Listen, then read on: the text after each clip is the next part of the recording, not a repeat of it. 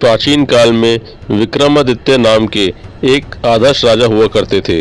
अपने साहस, पराक्रम और शौर्य के लिए राजा विक्रम मशहूर थे।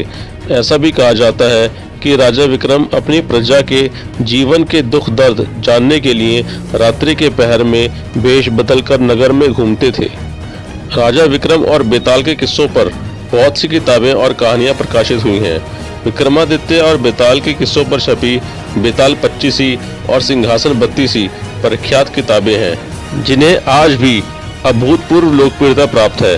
प्राचीन साहित्य वार्ता लेख बेताल 25 महाकवि सोमदेव भट्ट द्वारा 2500 वर्ष पूर्व रचित किया गया था और उसी के अनुसार राजा विक्रम ने बेताल को 25 बार पेड़ से उतारकर ले जाने की कोशिश की थी और बेताल ने हर बार रास्ते में एक नई कहानी राजा विक्रम को सुनाई थी।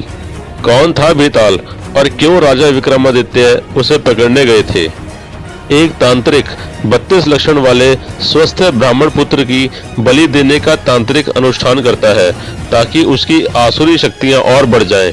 इसी हेतु वह एक ब्राह्मण पुत्र को मारने के लिए उसके पीछे पड़ता है, परंतु वह ब्राह्मण पुत्र भागकर जंगल में चला जाता है और वहां उसे एक प्रेत मिलता है जो ब्राह्मण पुत्र को उस तांत्रिक से बचने के लिए शक्तियां देता है और वहीं प्रेत रूप में पेड़ पर उल्टा लटक जाने को कहता है और यह भी कहता है कि जब तक वह उस पेड़ पर रहेगा तब तक वह तांत्रिक उसे नहीं मार पाएगा।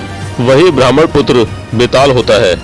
कपटी तांत्रिक एक भिक्षुक योगी का स्वांग रचता है और राजा विक्रम के पराक्रम और शौर्य गाथाओं को सुनकर अपना काम निकलवा लेने का जाल बिछाता है और राजा विक्रम को यात्रा के दौरान प्रतिदिन एक स्वादिष्ट फल भेंट भेजता है जिसके अंदर एक कीमती रत्न रूबी होता है। इस भेद का पता लगाने राजा विक्रम उस भिक्षुक की खोज करते हैं। अंततः राजा विक्रम उसे खोज लेते हैं। चूंकि उस ढोंगे भिक्षुक में स्वयं बेताल को लाने की शक्ति नहीं होती, इसलिए वह स्वांग रचकर राजा विक्रम से उस पेड़ पर लटक रहे प्रेत बेताल को लाने के लिए कहता है। राजा विक्रम उस तांत्रिक की असल मंशा से अनजान उसका काम करने निकल पड़ते हैं। राजा विक्रम पेड़ से बेताल को हर बार उतार लेते और उस भिक्षुक के पास ले जाने लगते। रास्ता लंबा होने की वजह से हर बार बेताल कहानी सुनाने लगता और यह शर्त रखता कि कहानी सुनने के बाद यदि राजा विक्रम ने उसके प्रश्न का सार्थक उत्तर ना दिया तो वह राजा विक्रम को मार देगा और अगर राजा विक्रम ने जवाब देने के लिए मुंह खोला तो वह रूठ कर फिर से अपने पेड़ पर जाकर उल्टा लटक जाएगा।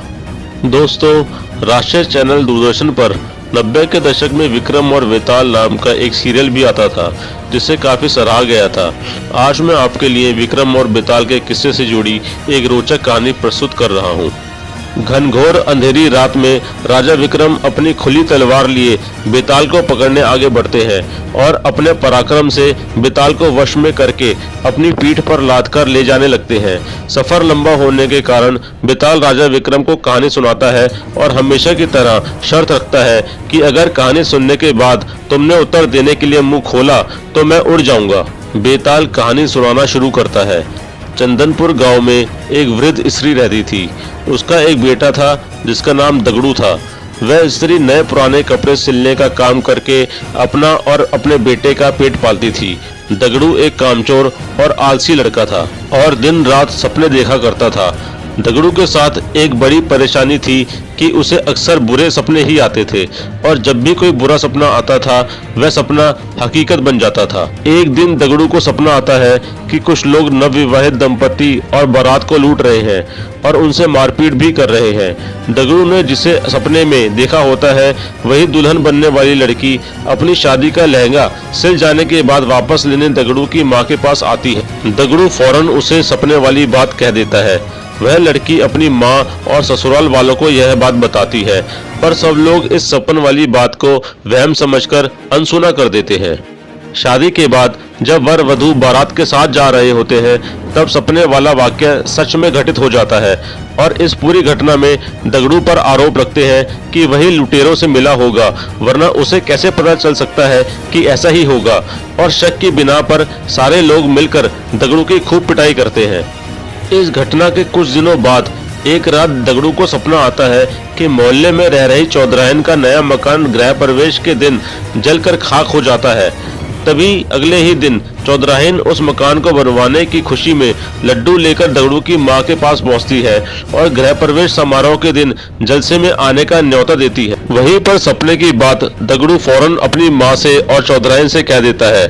चौधराइन गुस्से से लाल पीली हो जाती है और उल्टा दगड़ू की मां को ही कहने लगती है कि तुम्हारा बेटा ही काली जुबान वाला है और उसके बोलने से ही सबके साथ अनर्थ हो जाता है। चौधराइन गुस्से में जली खटी सुनाकर मां बेटे को भला बुरा कहकर वहां से चली जाती है। गृह प्रवेश समारोह के दौरान कोई घटना ना हो इसके लिए पक्के इंतजाम किए जाते हैं, पर फिर भी किसी न किसी तरह आग की चिंगारी चौधराइन के भव्य मकान के पर्दों में लग जाती है और देखते देखते रौद्र रूप धारण करके पूरा मकान जलाकर खाक कर देती है। चूंकि दगड़ू इस बारे में पहले ही बोल चुका था, इसलिए सब उसे काली जुबान का बोलकर उस पर टूट पड़ते हैं और उसे मारकर गांव से निकाल देते हैं। दगड़ू समझ नहीं पाता है कि लोगों को सच सुनकर उसी पर क्रोध क्यों आता है। खैर, दगड़ू एक दूसरे राज्य चला जाता है जहां उसे रात की पहर में महल की चौकीदारी करने का काम मिल जाता है। वहां के राजा को अगले दिन सोनपुर किसी काम से जाना होता है, इसलिए वे रानी को कहते हैं कि उसे सुबह जल्दी उठा दे। दगड़ू रात में महल के दरवाजे पर चौकीदारी कर रहा होता है। तभी अंधेरा होने पर उसे नींद आ जाती है और फिर उसे सपना आता है कि सोनपुर में भूकंप आया है और वहां मौजूद सभी व्यक्ति मर गए हैं। दगड़ू चौंक कर जाग जाता है और अपनी चौकीदारी करने लगता है। दगड़ू सुबह राजा के सोनपुर जाने की बात सुनता है। तभी उनका रथ रुकवाकर अपने सपनों वाली बात राजा को बता देता है। राजा सोनपुर जाने का कार्यक्रम रद्द कर देते हैं और अगले ही दिन समाचार आता है कि सोनपुर में अचानक भूकंप आया है और वहां एक भी व्यक्ति जीवित नहीं बचा है। राजा तुरंत दगड़ू को दरबार में बुलाकर सोने का हार भेंट देते हैं और उसे नौकरी से निकाल बाहर करते हैं। इतनी कहानी सुनाकर बेताल रुक जाता है और राजा विक्रम को प्रश्न करता है कि बताओ, राजा ने दगड़ू को पुरस्कार क्यों दिया और पुरस्कार दिया तो उसे काम से क्यों निकाला। राजा विक्रम की पीठ पर लदा बेताल कहता है, जल्दी बता मेरे सवाल का उत्तर, नहीं तो मैं तेरा खून पी जाऊंगा। अगर तुझे इसका उत्तर पता है तो जल्दी बता। राजा विक्रम उत्तर देते हैं कि दगड़ू ने अमंगल स्वप्न देखकर उसका वृत्तांत बता राजा की जान बचाई, इसलिए उसने दगड़ू को पुरस्कार में स्वर्ण हार दिया और दगड़ू काम के वक्त सो गया था, इसलिए राजा ने उसे काम से निकाल दिया। बेताल कहता है, बहुत खूब, तूने बिल्कुल सही उत्तर दिया। अपने आलस की वजह से ही दगड़ू को ये सजा मिली, पर जैसा कि मैंने तुझसे बोला था कि तू बोला और मैं चला। बेताल अपनी शर्त के मुताबिक राजा विक्रम के उत्तर देने के कारण वापस पेड़ की ओर उड़ गया और पेड़ पर उल्टा लटक गया। तो दोस्तों, कैसा लगा आपको ये विक्रम और बेताल का रोमांचित कर देने वाला वृतांत। मेरी ऐसी ही और कहानियां सुनने के लिए मेरे चैनल को लाइक करें, सब्सक्राइब करें और शेयर करें। धन्यवाद।